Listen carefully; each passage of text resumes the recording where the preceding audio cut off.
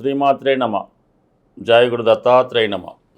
ఈ వీడియోలో మనం తులారాశి వారికి నవంబర్ 30 నుంచి డిసెంబర్ 6 మధ్యలో జరగబోయే వార ఫలాలు పరిశీలిద్దాం.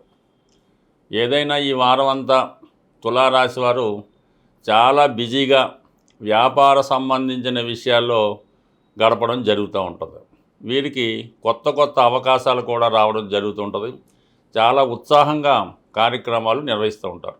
దీనికి కారణం ఏంటంటే భాగ్యాధిపతి బుధుడు రాశి అందే సంచరించడం వల్ల జాతకుడికి తనలో ఉన్న ప్రతిభకు తగిన గుర్తింపు రావడం వల్ల కొత్త అవకాశాలు వస్తాయి. జాతకుడు ఇతరుల మీద ఆధారపడకుండా తన యొక్క అదృష్టాన్ని పరీక్షించే విధంగా ఏవో కొన్ని కొత్త ప్రయత్నాలు చేయడం జరుగుతూ ఉంటుంది. సాధారణంగా ఈ తులారాశి వారు అటు సినిమా రంగం, రియల్ ఎస్టేటు, కన్స్ట్రక్షను, రాజకీయాల్లో ఉండడం జరుగుతుంటుంది. అటువంటి వారికి పెద్ద ప్రాజెక్టులు లాంటివి రావడం వల్ల చాలా బిజీగా గడుపుతారు. కొంతమంది సహాయకులను కూడా ఈ సమయంలో మీరు ఏర్పాటు చేసుకొని మీ వ్యాపారాన్ని లేదంటే మీ సంస్థని అభివృద్ధి చేసుకోవడం జరుగుతూ ఉంటుంది.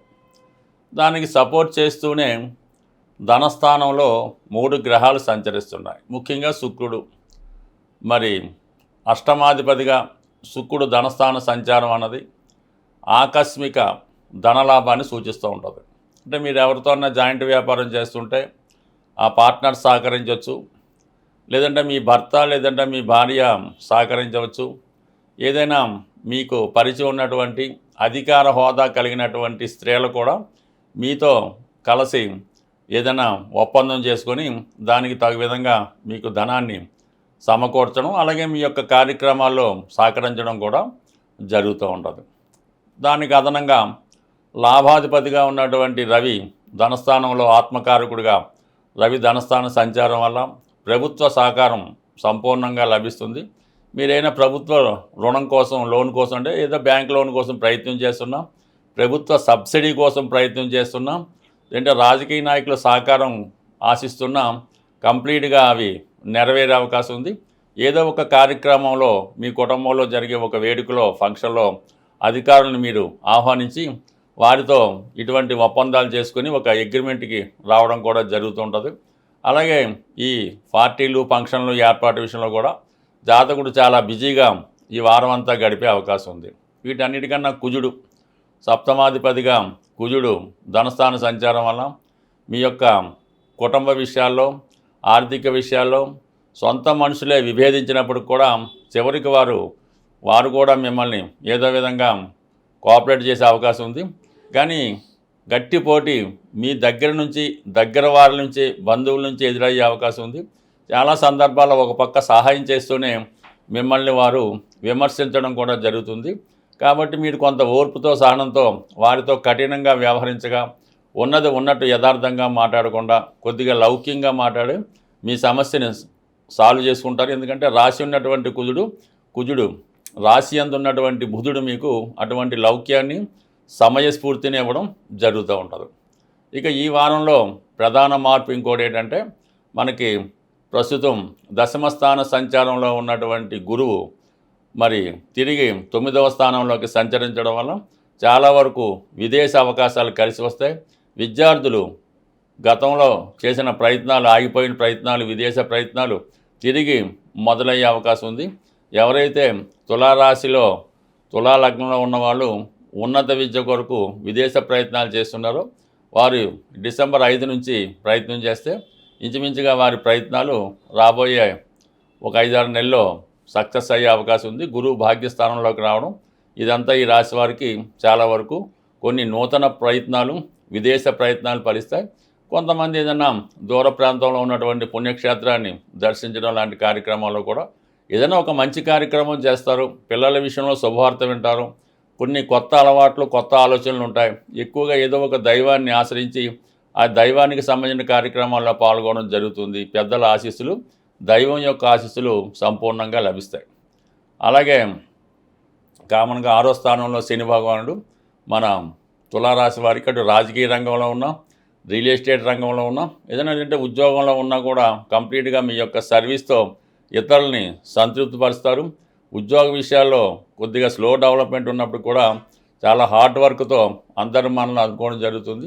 ఎస్పెషల్లీ ఏదైనా కొత్త ఉద్యోగ ప్రయత్నం చేస్తున్నటువంటి కొత్తగా ఎడ్యుకేషన్ పూర్తయిన వాళ్ళకి, దూర ప్రాంతంలో ఉన్నటువంటి నిరుద్యోగులకి ఈ సమయంలో చాలా వరకు ఇంచుమించుగా డిసెంబర్ 5 తర్వాత తులారాశి వారికి, తులారాశిలో ఉన్నటువంటి నిరుద్యోగులకి, అది విదేశంలో ఉన్న వాళ్ళకి కొత్త అవకాశాలు రావడం జరుగుతూ ఉంటుంది. అది అంత పెద్ద అవకాశం అయితే రాదు, ఒక సాధారణ స్థాయి ఉద్యోగం లాంటిది రావడం జరుగుతుంది. ఎందుకంటే గతంలో మీరు ప్రయత్నం చేసి కొన్ని వదిలేసి ఇంటర్వ్యూకి వెళ్ళి ఉండొచ్చు. ఇప్పుడు శని భగవానుడు కూడా రుజుమార్గంలో 6వ స్థానంలో ఉండడం వల్ల కన్ఫర్మ్గా మీరు గతంలో ప్రయత్నం చేసినటువంటి ఉద్యోగం రావడం వల్ల చాలా వరకు అది మీ యొక్క అవసరాలకి చాలా వరకు సహాయపడే అవకాశం ఉంది.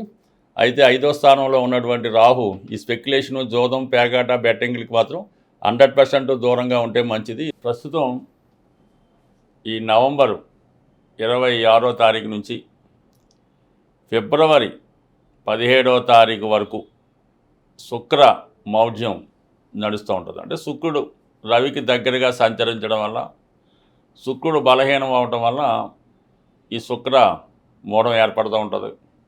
ఇది అందరికీ సాధారణంగా శుభకార్యాలు అవి చేయకూడదని విషయం తెలుసు. అయితే ఈ సమయంలో చాలా వరకు ధన నష్టం కానీ, ధనానికి ఇబ్బంది కానీ ఇంచుమించుగా ప్రతి వారి జాతకంలో కనబడుతూ ఉంటుంది అన్నమాట. అంటే శుక్రుడు బలహీనమైనప్పుడు ఆర్థిక పరిస్థితి బాగా టైట్ అవుతుంటుంది, మనీ రొటేషను తగ్గుతూ ఉంటుంది, చాలామందికి ఆదాయం కూడా తగ్గుతూ ఉంటుంది. అలాగే ప్రభుత్వం నుంచి ఒక విధమైన ఒత్తిడి వస్తూ ఉంటుంది, ట్యాక్సులు, పన్నులు గట్రా చెల్లించాలని.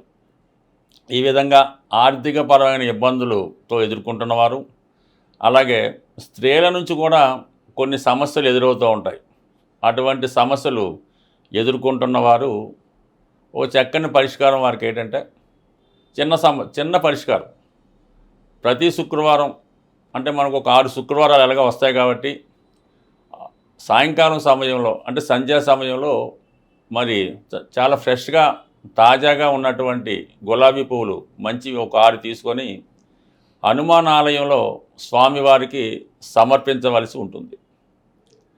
దాంతోపాటుగా జిలాబీ కానీ, జాంగిరి కానీ స్వామికి నైవేద్యంగా పెట్టి అక్కడ భక్తులకు పంచిపెట్టడం వల్ల, ఈ విధంగా 6 వారాలు చేయడం వల్ల మీకున్నటువంటి ఆర్థిక పరమైన సమస్యలు తొలగిపోతాయి, వివాహ విషయంలో ఉన్నటువంటి సమస్యలు తొలగిపోతాయి, వివాహ ప్రయత్నాలు కూడా ఫలించే అవకాశం ఉన్నది. అది ఆ శుక్రమౌఢ్యం వెళ్ళిపోయిన తర్వాత వివాహానికి వెళ్ళవచ్చు. అలాగే కొద్దిగా ఓపిక ఉన్నవాళ్ళు, స్థాయి ఉన్నవాళ్ళు లక్ష్మీ గణపతి హోమం చేయించుకోవలసి ఉంటుంది. ప్రధానంగా ఈ హోమంలో మారేడు కాయలు వీలైతే 108, అలాగే కలవ పువ్వులు వాటిని కూడా సేకరించి ఒక 108 ఈ హోమంలో సమర్పించడం వల్ల సంపూర్ణంగా మీకు ఈ లక్ష్మీ అమ్మవారి అనుగ్రహం, అంటే శుక్రుడు అంటే లక్ష్మీ అమ్మవారు, వారి యొక్క అనుగ్రహం మీకు సిద్ధించే అవకాశం ఉంది. ఇది కొద్దిగా ఓపిక ఉన్నవాళ్ళు, ధనం ఉన్నవాళ్ళు చేసుకోవచ్చు.